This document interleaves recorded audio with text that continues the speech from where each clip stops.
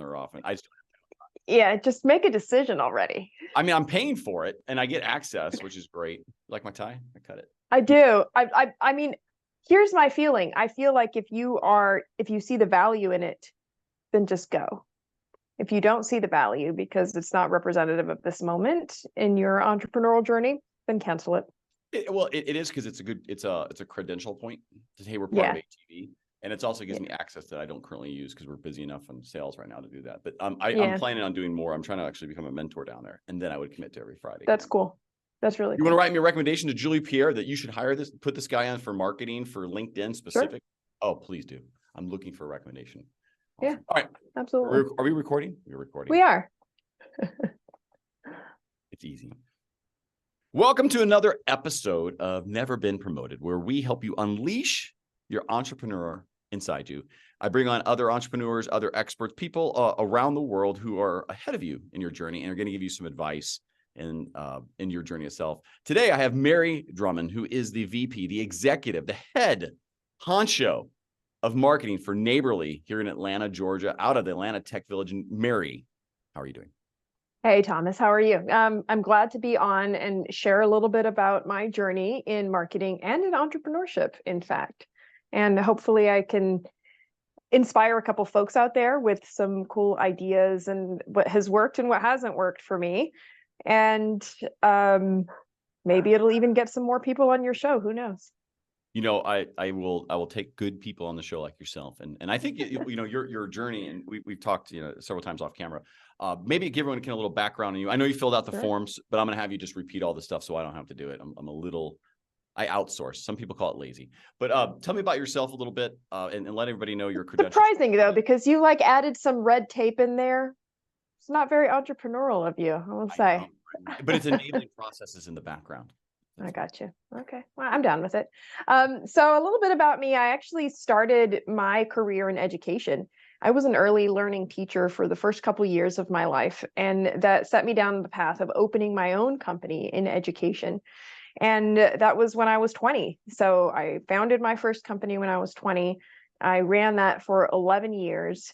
And then I relocated and exited that company. And I found myself in a predicament where I could either start another business from scratch, or I had a clean slate to do whatever I wanted.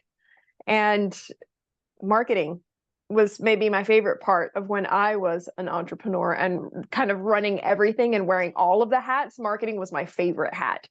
So I decided to try it on for size, but it really was a process of just kind of learning as you go and making tons of mistakes and learning a lot from people around me.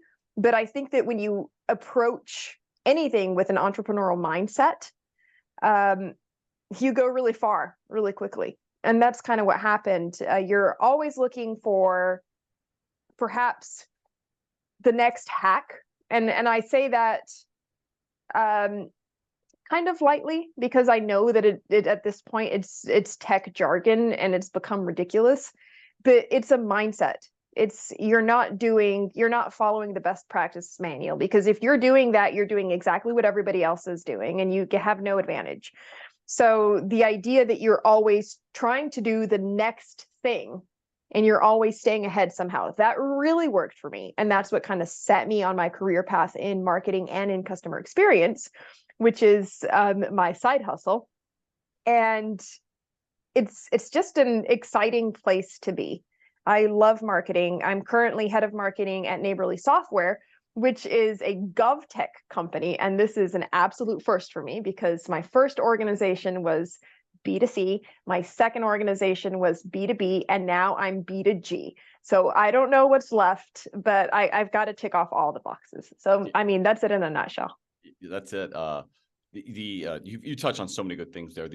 Let's start with that entrepreneurial mindset, because I always want to pull back to what you can learn from any of the guests, and I talk about this in the book of Never Been Promoted, available soon.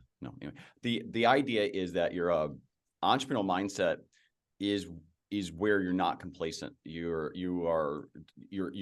is in every entrepreneur. And a lot of people who want to become entrepreneurs feel this, and you feel the following: this idea that you can't just let things be. You can't just just show up for work and leave. You're like, you want to do more. You don't know how. You feel like you could be doing more. You're not, but you might make enough money where you just don't want to rock the boat, whatever it is. If you have that need to like disrupt, why do we always do these processes the same way? I want to disrupt that for some reason. You have that spirit burning in you. You just need to throw some gas on that thing. And that is absolutely the mindset you should have. So every 90 days, myself, for Instantly Relevant, I look at it. What do we offer? What's our value proposition? How do I pivot this? And what technologies can I enable? What humans should I bring into the mix? Or what technology should I exit? So, as a marketer, I'd love to have this conversation. I've exited CRM out of our company because it wasn't adding value to cost for how we do our sales and how we do marketing. The CRM was an added cost, added zero revenue value to it, even like an operational efficiency. So we just went to the simple thing of MailChimp. We went to just using an audience base. So as you've gone through these things, how have you thought about the entrepreneurial mindset? Is it a formal thing you do 90 days, or is it like, oh, I had a coffee, had an idea, jot it down, I'm going to go do it? I would say the latter. And I don't necessarily know if that's good. I'm going to preface my answer with that. I think that I have some learning to do where I need to find some balance. I tend to move very much on an instinctual basis where I see things happening around me and I notice a pattern. And in my mind, I already know what that means further down the line. So I take action quick. This can be an asset, but it can also be extremely detrimental if you are coming into an experience for the first time or if the circumstances are different, right? Because what we think is instinct is in fact bias. It is a mental heuristic of our brains that, in the past, our ancestors used to survive and not be eaten by a saber-toothed tiger. But for us in the modern world, we sense danger because we've either been burned before from having failed, or we've had a positive outcome, which trains us and conditions us as humans to opt for what is going to mean safety and protection and reward, and run from anything that could represent danger, pain, failure. And failure stings. It stings like danger. So we are so averse to repeating mistakes that we end up running from them. All of that to say, at times, moving really quickly and with our instinct, following our gut instinct, can be very, very positive if the circumstance is in fact exactly the same.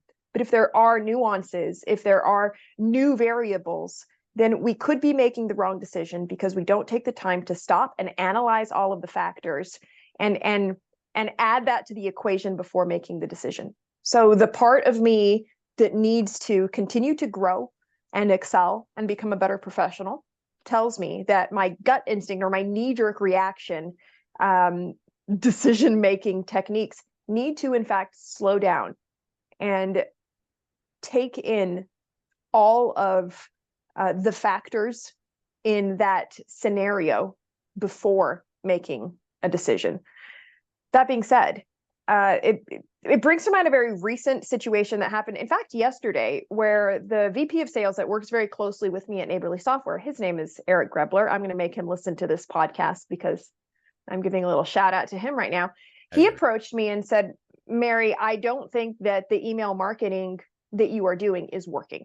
Now, that can be perceived by many as an attack or as him stepping out of his lane. In particular, from marketing to sales to marketing. Exactly, because there's a lot of aggression involved. Relationship that tends to exist there. 100%. So for sales coming to marketing and saying, what you're doing isn't working, it can be perceived as something very hostile. And a lot of people will automatically react and get defensive. What I tried to do in that circumstance was, he may have a point. In fact, the email marketing that we're doing has not been very effective, and it is consuming a resource. So perhaps what we can do is automate that and let it run on autopilot, because yes, it's good to have email marketing. I think that's a basic fundamental for any SaaS company. We don't have it in our company. It's about but it may not require the effort and the investment that we're currently putting into it, and that the resources that we are allocating towards email marketing could be better used trying out something new, working with some experimentation, finding perhaps something that hasn't been done yet, and that has the potential of generating more, revenue, more leads, more conversions for the organization. So I had to stop and tell myself that before answering, and say, you know what, Eric, you're right. I'm on board with this. Let's evaluate new ways to reach our target audience, and perhaps put email marketing on autopilot, since it's not a huge source of conversions for us. So there you go. That's, I mean, so how 90% is how you react to it, right? And just to go back, one of the reasons why people fail sometimes, by the way, is a fear of success. And it's a really weird, because I've gone through this in my youth when I was in a sports thing. I would find myself like, way ahead in a game or a match, and find myself like losing. And I'm like, what am I doing? And so to get over that fear of success, because I see these people do this to somehow intentionally sabotage themselves from success when they're so close. And it's rooted in things that are going to require a leather couch. But know that is also a reason why people instead of knowing to take a moment to pause, that maturity that comes, if you had that in your 20s or 30s, to say, hey, let me pause and just take a breath, pretend someone's watching me on a balcony, have this conversation right now inside. Just taking that breath. Not only does that work for business, it works even better in relationships. You can just give someone the benefit of a doubt. Absolutely. And so slowing down is what it also did with like you said there is, automate something that adds value but doesn't hurt you. So the idea that, I'll tell you as a takeaway for some people, I will sometimes get a customer email or some type of prospect email where you could take offense to it, or you could be like kind of put off. I'll take that breath, but I also leverage some technology like GPT to say, how should I best respond, acknowledging this? And what am I not thinking about that could help further strengthen our relationship to come together with it? I haven't said I've done this with any relationships at home. Do not use GPT with your wife. Right. The full disclosure, Mary knows my wife. So my wife may listen to this, but honey, I have not yet, but now I'm going to start. I think it's a good idea. But the idea for work, if you can take that moment and help frame up a way to speak to somebody or send an email back, and bring them in, because sometimes they're hot and pissed because the other person's coming in because they just got, called to the carpet, so to speak, from their boss, who might be your boss. And you got, and so that slowdown, if you're younger or older, whatever you are, especially if you're a fast entrepreneur, ADD thinker, like most are, take a moment to pause, because you're still moving 10 times faster than probably everyone around you. Right. In your brain, you'll slow down, but man, if you can, your output and your relationships and how you're going to execute significantly improve. It'll take away that tanking of success. It'll take away that failure because you slow down just to think about something. And I don't think you need to consider all the data. Just consider the right data without having blinders on and repeating the mistakes. Or at least some, right? At least some data. Outside factor in some data.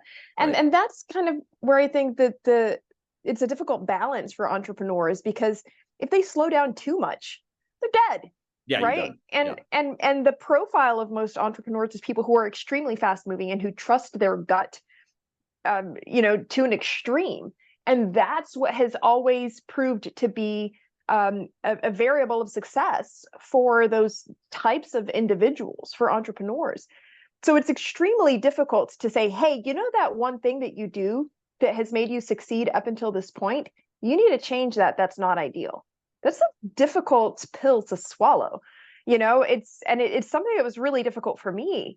And it took, a lot of reading and a lot of behavioral scientists to convince me. I imagine like a lab, these people like studying you, and you're like, what's wrong with Well, there's like a ton of books all over and this is all, I do consume a lot of literature on behavioral economics and behavioral science, because I feel like it has brought me so much depth, and as a marketer, right, understanding human behavior, and part of that involves self-diagnoses, right, where you're like, hey, I perhaps potentially I am not as amazing as I think I am, as I tell everyone, as lucky as I think I am, where I've been, I was born under the North Star, and things just magically happen for me and you start understanding that just because it worked before, it does not mean it's going to work again. Just because there's correlation around these things happening at the same time, it does not mean there is causation. So it gives you a bigger sense of agency where you're the one that has to make things happen, which I think is pretty cool, actually. But it also means that you're creating a very clear line between the cause and effect of things around you, but you're also open to understanding that exact scenario is not going to necessarily repeat itself, and you will have to approach it with a different mindset and draw a new line of cause and effect. So there's no such thing as one situation is exactly the same as the next, and that forces us to be in constant flux and to be extremely flexible. So I would say that more importantly than making really quick decisions, it's being very flexible and understanding how much changes around you when you're not even looking. And you blink and the world has changed. So if you're not flexible, that's when you are very deeply in trouble. Absolutely. And there's I'll pivot a little bit here, because I think if you can give advice to an up and coming entrepreneur or company, so there's a lot in like Atlanta Tech Village. It's a great center for this, and there's different levels of journey in there, from pre-seed to Series B, right? Series C. Yeah. Not everyone has a limited budget for marketing, and I know in our company that's a marketing agency that really focuses on LinkedIn. We were everything. Well, we were too much. We weren't everything when we first started, and it was really hard to sell to anyone. Mm-hmm. And what I found was if we got niche down, and people come to us to stop guessing how to use LinkedIn. That's the short. And people say, what do you do? Like, people come to us to stop guessing how to use LinkedIn to make money. That's what we do. And when I niched down, I was like, in my brain, entrepreneur, I was like, I hate this. We're going to lose so much business. And we did. And we've doubled revenue every year since doing it. Yeah. And the idea is, but now when you do that, what happens is on the other side of that wormhole that you've niched as an entrepreneur, on the other side, it becomes unlimited opportunity, because now we're doing full agency work and our customers are staying longer, that we're growing the base. But we didn't have unlimited budget, so we had a niche. And from your perspective, what advice do you give to the founder or the person, let's say the marketer of one, your peer? Yeah. Where do they focus based on whatever budget they have? How do they think about that? Because that is so critical to success, is in marketing, and you just can't blow dollars everywhere. You have to really do it. So tell me about the thinking, when to pivot. How do you think through that problem? Well, that's where my background in customer experience really it was a softball in. question to bring in the side hustle, 100%. Yeah, you put your dollars where your customers are. So, another real life example, I was a B2B marketer. I was a CMO at my previous organization, and my target audience was, wait for it, CMOs. Very, very easy to sell to, because they have the same mindset, they have the same pains, they have the same needs, they go to the same places, they kind of walk the talk the talk, and walk as me. So I was essentially selling to me. In fact, sales, whenever they needed to change their messaging in any way, they're like, Mary, let's sit you down and let's debrief, because I was the target audience. It's really, really easy to be customer centric and to target your audience appropriately when you are the audience. It's a completely different ball game when you are talking or trying to talk to people who do not look or think or talk or walk like you. Or judge you, because you are a marketer. Like, they assume that you're doing something they don't want. That's a hard Well, in my case, I never touch the client directly. We sell to government. Right. Government is a completely different beast. And people who work in government, public servants, have a very specific persona, let's say, and it is not me. So for me to not only have the empathy, but really, really do the research to understand the pains, the needs, the industry, the channels, the influencers of this new market, and trying to kind of get out of my own biases of what I think is good is crucial for my success. The other day, I had my product team sit down and have kind of let's say a crash course on blogging, because they were starting a product blog. And the first thing I said to them is, you are not writing for you. You think that cat memes are the best thing since sliced bread. Your audience does not. If you try to talk to them the way that you talk to your peers, you're going to get nowhere. They are not going to listen. In fact, they will shut you out immediately. So when you are writing, keep your audience in mind. And this is something that I learned from the great Anne Handley. I don't know if you know her. She's an extremely brilliant copywriter. And she talks about Warren Buffett, and how when Warren Buffett was writing the letters to the shareholders, which eventually became like a 7-part series of bestsellers, who on earth compiles letters to the shareholders and becomes a bestseller? Warren Buffett does. And what he did when he was writing his letters to the shareholders is that he did not keep his shareholder in mind per se, or him or someone like him. He says that he kept in mind his sister. And his sister was a professor, and she had some knowledge on finances, but she wasn't a finance person. So whenever he was writing his thoughts, he wrote as if he was writing to his sister. And she was the person that he kept in mind every single time he sat down to write that letter. So when you read it, it doesn't sound like some Wall Street blah, blah, blah. It sounds like a person talking to another person. And that's what truly makes a difference. So, I mean, those are my 2 cents. The marketers, the takeaway is go where your customers are at, or where they are. And we run into this too, where we have a government client that does security scanning. So we're marketing a government type of things. And we found as we first started working with them, we were doing what we always did for commercial, which was, try to get appointments set, and it just wasn't working. And so we evolved for this government client just to grow brand awareness, because that's what they needed. We have an architectural company we work with that works only with government. We immediately say, listen, you just do brand awareness. That way, when you go to a conference, they've seen you. You have some kind of name recognition. Yeah. And it's like for commercial, they're like, there's no value in that. I need leads. For anybody in the government world, that's everything, because then they can be like, oh, I've seen your stuff on LinkedIn and you've not pushed on me. I'd love to communicate you. And if you push on some, like you said, personas, I find the government types definitely pull back because of all the regulation. Like, what is this person doing? Yeah. Perception of being, bought a lunch, all the things. So it's a whole different mindset, and that they're on too, because there's real like job and legal things that they're perceived as taking benefit. And so like, I get it totally. And I think the bigger picture is, in any marketer, really understand your market and don't presume anyone thinks like you. One of the mechanisms I find that works well is ask your customers you currently have, and if you don't have any, then ask ones you can. Do you do this? Do you do any formal surveys? Do you do it informal? Like, how do you? Because I think asking is the way to get the information you need to take the first step to say do better. So do you do anything like that? Any feedback cycles, and if so, how? Well, this is actually very interesting, because my previous company was a market research tech company that created survey tech. So if anything, I'd be all over the surveys. But once again, I have to take a step back and realize that my target audience does not answer surveys. So if I want to reach them and I'm pushing surveys, which is what I know so well, then I'm making a big mistake. So how does my market respond? How can I talk to them? Conferences.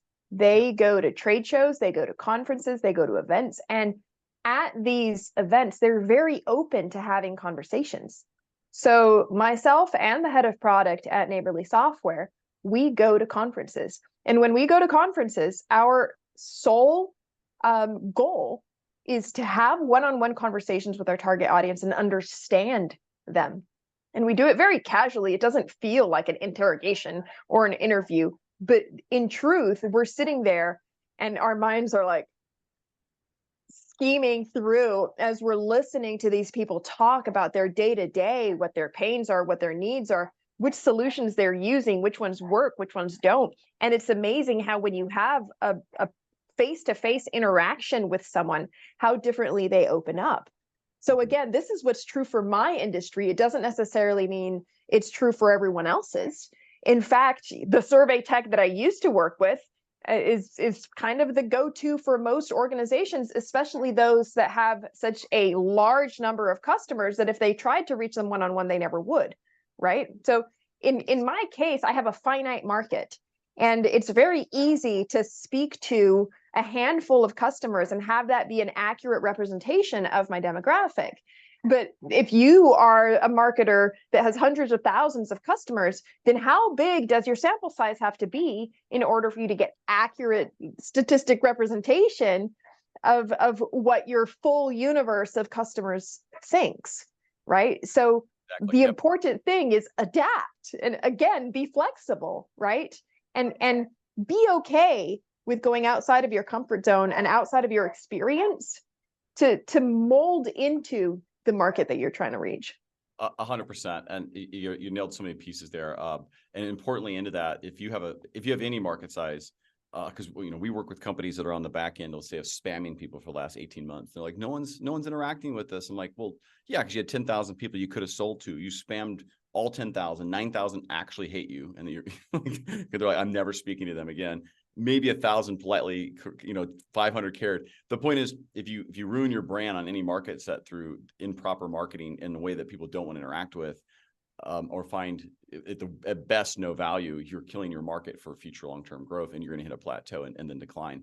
I think what you're touching on there is amazing for an idea that when you're in person too, maybe a takeaway for people, and this is from my KPMG days, is always ask just one more question. Unless they ask for you, hey, what do you think the solution to that would be? Ask them another question and have them talk about them more, and leave it hang where you're not solutioning, because then they know you're selling. And in that 100%. Moment, take it and follow back later with questions and say, hey, appreciate this. Is this kind of an accurate how you, and keep asking questions to summarize it back. The more you do that, the better they get to share their knowledge, the better they feel. And without doubt, the better the interaction they'll think they had with you, because I really like talking to them. And the truth is because they did the talking. Yeah. Unless directly asked, do not solution. Yeah. And I think that I have a certain advantage there. And so does Jimmy, our head of product, where we're not sales, right? So our objective there, while it is always to sell in the background, that's not kind of the declared objective up front. So we can engage in conversations that don't push our solution at all, because you have the sales team there to do it, and our sales team does a fantastic job of connecting with the industry. So I let them do their thing. My job there is to find out what sort of material, what sort of resources, what sort of messaging resonates with them, so that I can establish our brand as a reputable and a reputable source of knowledge that they respect. And my job is to create that brand and to create that reputation in the market for Neighborly software, so that when we go places, people say, oh, Neighborly, they know their shit. They know what they're talking about, and they speak my language. They connect with me. Right.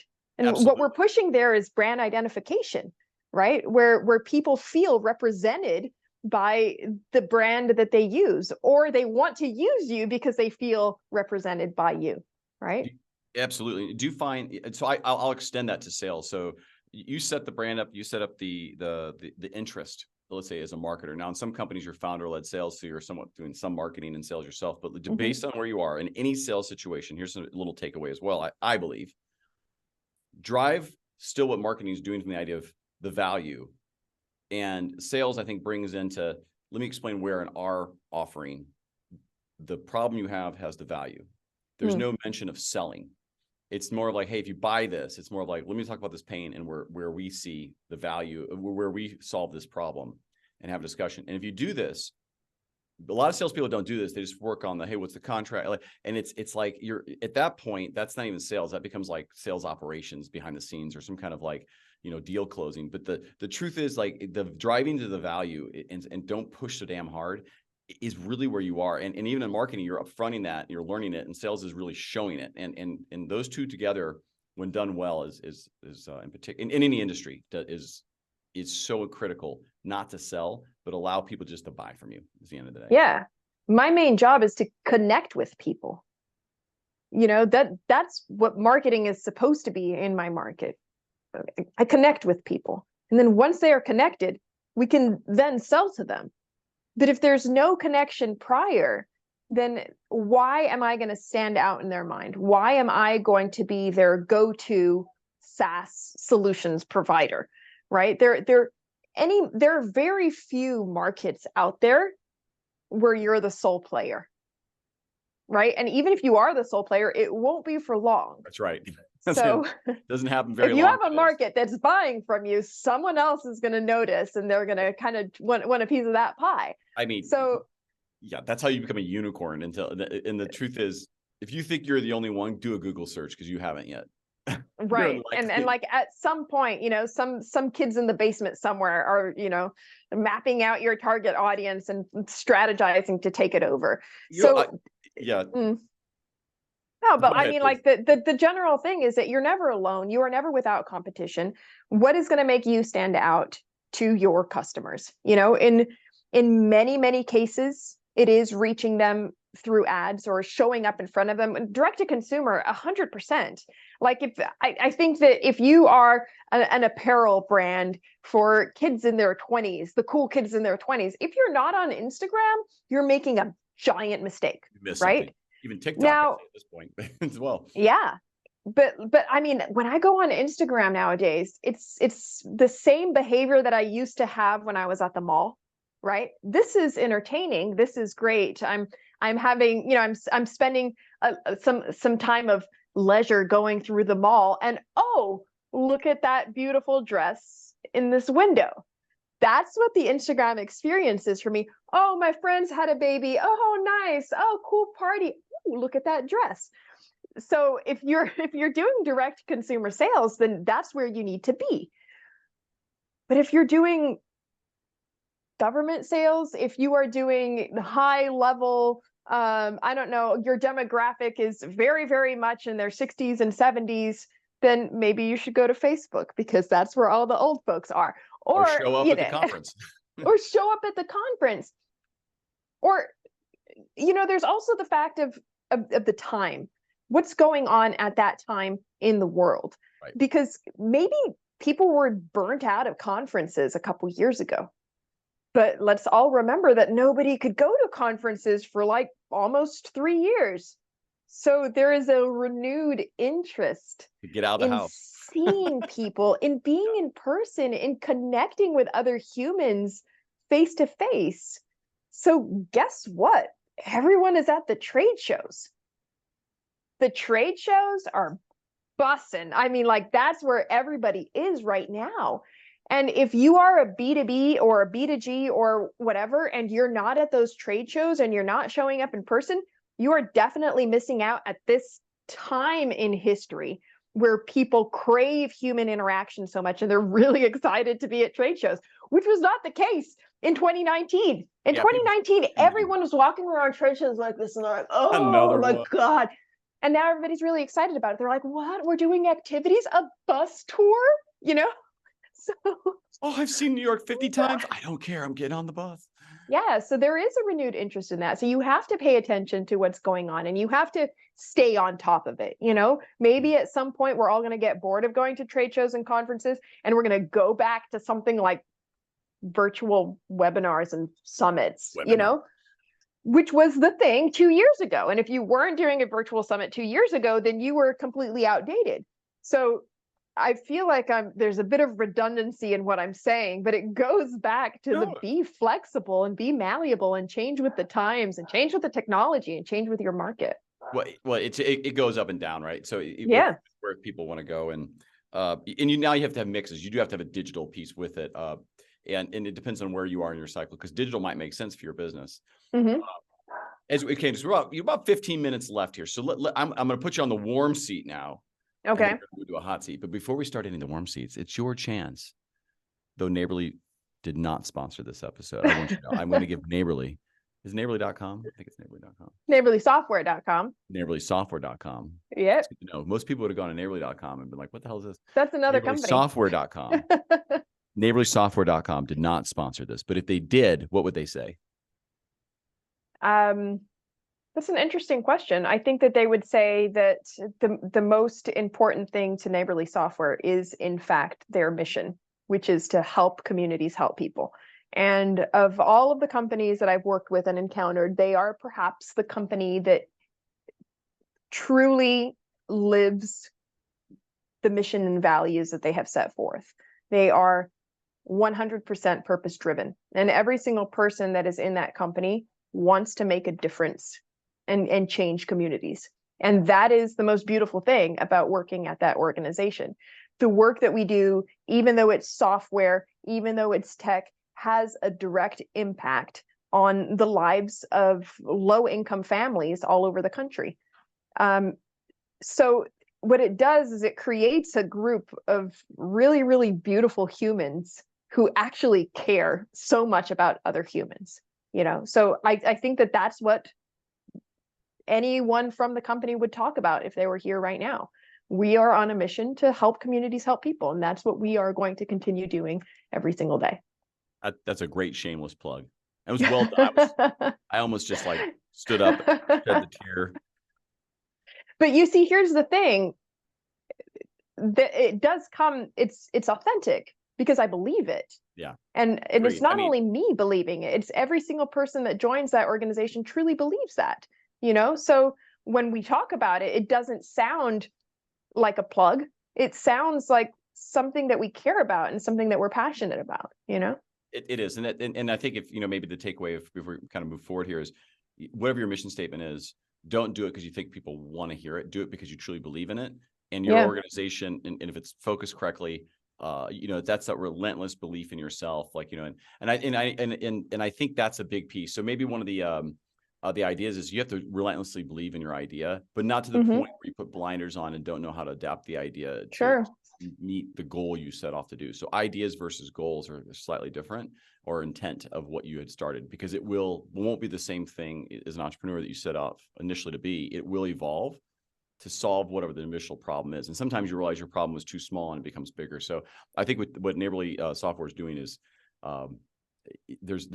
these types of companies need to exist, because to affect change, they have to work with organizations like the government to be able to do it. So very good. Thank you for sharing that too. There's an added point, which is that mission is timeless, right? So even though we may need to be flexible about the way that we approach it and the way that we do help communities, it's that value stays the same, right? So while everything around it changes, the technology changes, the market changes, the industry changes, the mission remains the same. And I think that that's a crucial element.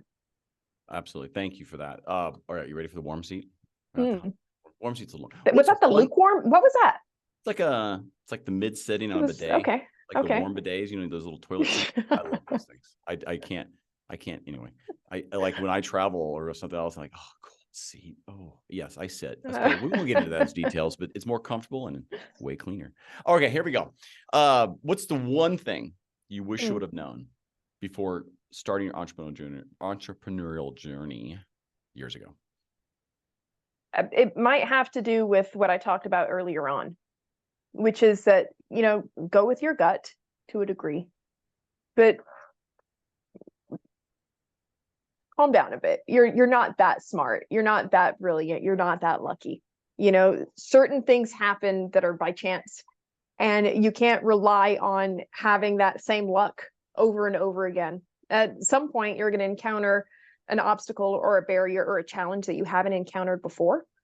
And if you're not able to have a little bit of humility, perhaps, and understand that there are things that you just don't know, and slow it down and listen to others and get advice and talk to people before making knee-jerk reactions or knee-jerk decisions, it's going to be that you'll learn.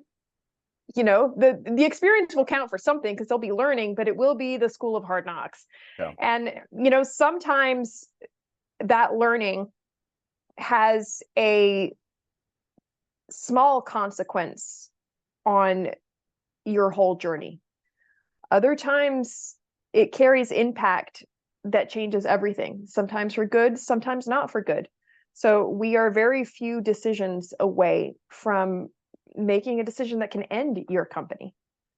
So as you gamble with your decision making, make sure that the bigger decisions you go about a lot more slowly. Thoughtful. Yeah. And you consider more variables and you take time. You will not always have the luxury of time.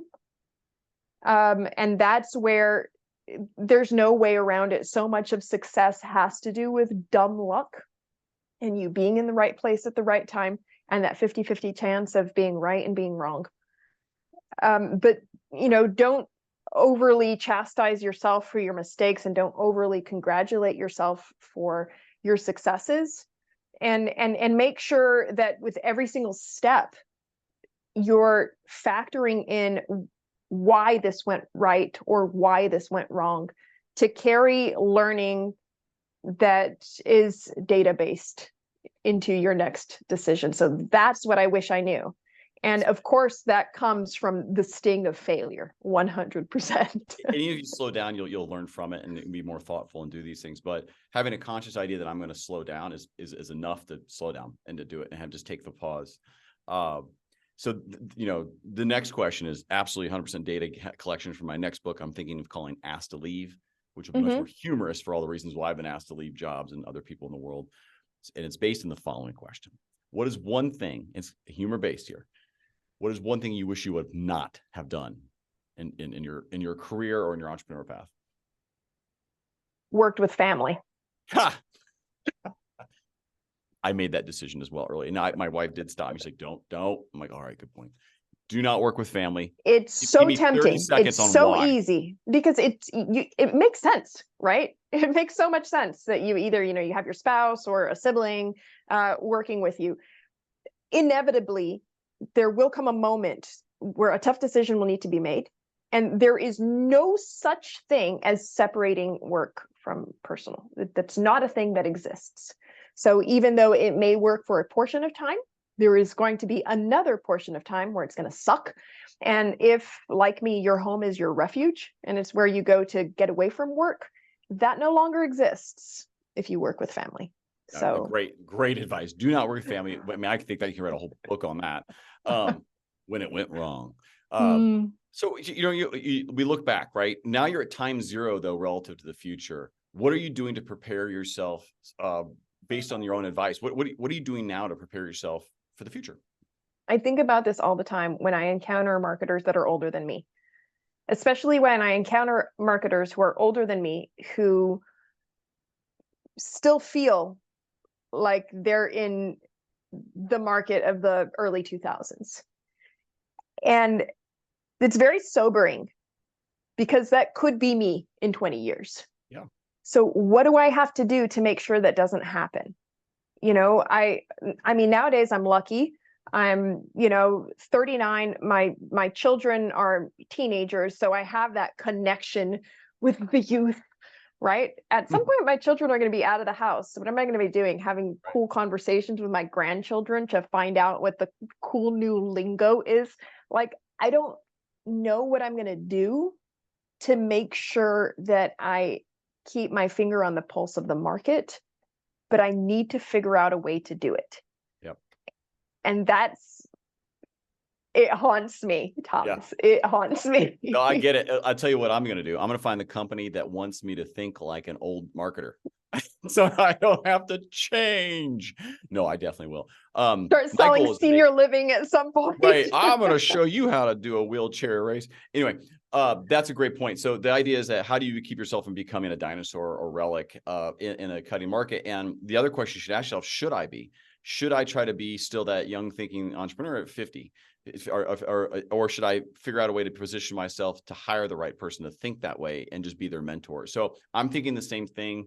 More of moving towards a mentor coaching piece, because I think that's where my interests will certainly going to go. Especially that's why I wrote the book, right? I wrote this book I'd love to make millions on it. That'd be awesome.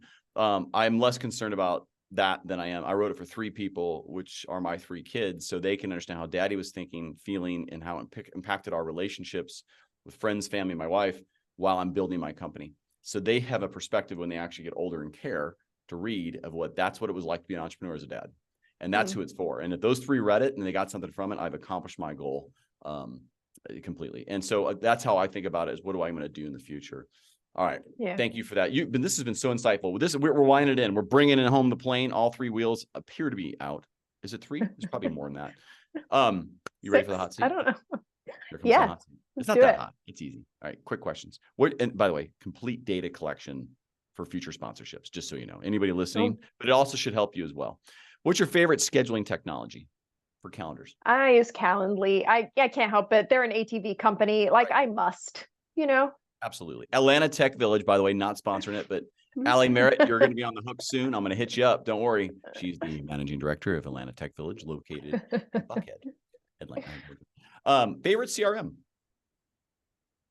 That's a difficult one because I'm like, about it. I'm going to say HubSpot, just because it's perhaps my least unfavorite. Interesting. We should do a show on CRMs, because I think HubSpot offers the best integrations. And I think you have to get to a certain point to realize what it's going to cost you, because once you get off the cheaper versions or the startup versions, it is expensive. So you have to know how to manage your contacts in it. And you better be prepared as an organization to line up a human to it, to manage it. And so I say that is the class, the kind of gold standard. The star is truly the integrations. I mean, HubSpot is a hub. It does a whole bunch of stuff, and it does it at a level 8. It's not a 10 in anything. So as long as your organization doesn't require any specific something or another in one of those areas, you're fine, and you can get away with HubSpot for a really, really long time. Yep. It does get challenging. That's a follow-up podcast of let's go through CRM. So I will dive into that too in a second show, because I need to learn. I just said no CRM. I'm just going to go MailChimp. All right. Favorite business book? Well, that's interesting, because for me, behavioral economics is business to a degree. So I'm going to say that Predictable Irrationality by Dan Ariely is my favorite. Good one. Favorite up and coming person on LinkedIn that people should follow and pay attention to? I don't know if I have anyone who's like up and coming. I'm very much in the customer experience world. So I'm very involved with that community, with those evangelists, with those influencers. And one of the favorite people, at least for me, to follow is Tiffany Bova. And Tiffany Bova is over at Salesforce, and she's the evangelist over there. And she has I think she's the person who has best put my opinions and my perspective on customer experience into books and keynotes and podcasts. Nice. So that's who I'm going to shout out, but she's not up and coming. So it's kind of cheat. I asked the question because you're always up and coming relative to your current position. So yeah. I was looking for down and falling. That's not who I'm looking for. Favorite bank? That's a horrible question. Right. My bank is Chase, and I never have to go in. So that's great for me. I can do everything through my app, so it works. Entrepreneurs, I will tell you what, I got a line of credit in our company before we had revenue from Chase, and that's a big bank. They've been amazing. There's other ones out there, but that was you answered that question correctly, in my opinion. I'm trying to get them to sponsor too. The truth is, though, I really do like them. And I have other banks I would say I would never use, but anyway, I'm not going to do that to them here. Silicon Valley Bank. Number one entrepreneurial trait.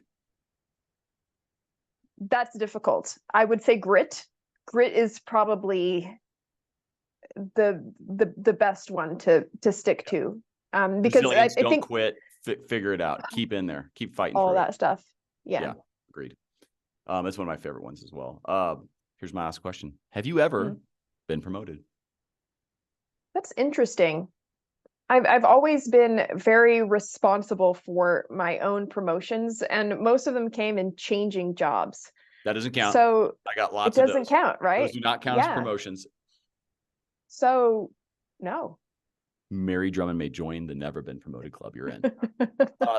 Absolutely. I decided to take the path of make more money and leave. But the truth behind that, and I'm gonna lead these people with this, if you haven't been promoted and you're doing what maybe Mary and I both did, is leave, make more money, and keep doing these kind of bounce arounds, you probably have this entrepreneurial thing inside you that doesn't want to stay anywhere too long because you're bored and you just want to make more money and you want more of your time and you want whatever. If you have that, there's something burning you need to go examine. Mary, thank you so much. This has been incredibly insightful from the marketing perspective, from your journey. And you've been doing this, you know, I wouldn't say a long time, but you've been an entrepreneur a long time for a relatively very young person. So, so thank you. Like that, I actually had no idea you had started so young in the entrepreneurial world. And somehow you're balancing between still working in the startup world and the idea of being an entrepreneur, which you certainly are if you're a early stage person. And just because you don't found the company doesn't mean you're not an entrepreneur. You are part of that cycle 100% with all the risk and a lot of the reward. But thank you so much for joining the Never Been Promoted podcast. Everybody who's listening to this point, you can, Mary, it's not the throwaway question. I hate that term. How do people get a hold of you? And if there's anything you want to, you know, tell them to go do or give, but it's your, you know, take 60 seconds to tell people how to connect. LinkedIn is my channel. Oh, look at that, a little plug for you right there, Thomas. But I'm on LinkedIn. I'm active there. I have a creator profile. I share my thoughts. I write articles. I do a lot of podcasts. I do webinars, et cetera, et cetera. So if you follow me there, I will keep you updated on what I'm doing, where I'm speaking. And I'm really happy to contribute and share ideas on that channel. It is at linkedin.com/n/Mary Drumond. Yes, it is. And it's Drummond with one M. And if you write Mary Drumond with one M, I'm actually the one and only. So are you? I'm going to verify this. Yeah. Verified. Mary, MaryDrumond. That's right. Yes, Mary. sir. Mary, thank you so much for joining everyone. Thank you. Until next time. Appreciate it. Until then, begin and start unleashing your entrepreneur.